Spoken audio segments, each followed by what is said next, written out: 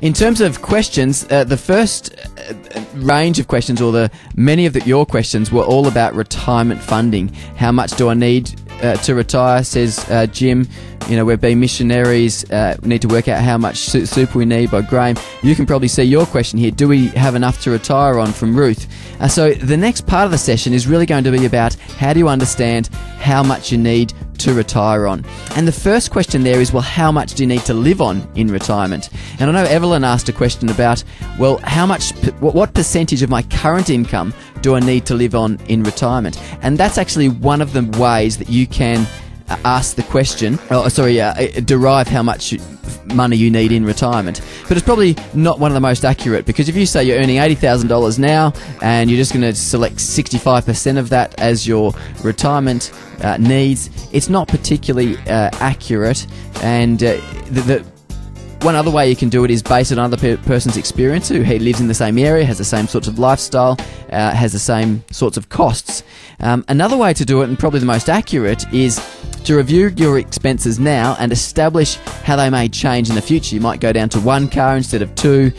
You might have less work expenses, but you might have more leisure travel expenses. So adding all those up and getting a sense of how your expenditure is going to change. If all else fails, there is a regular survey by ASPA who determine how much it costs to live a modest lifestyle, and for a single, that is just under $22,000 at the moment, and for a couple it's nearly $32,000. I've assumed in our calculations $32,000. For a more comfortable lifestyle, it's over $40,000 for a single, and for a couple it's just over $55,000. So if you don't want to use any of those other 3 methods, then you can certainly just use the standard survey. Now you might be asking, well, what's a modest retirement and what's a comfortable retirement?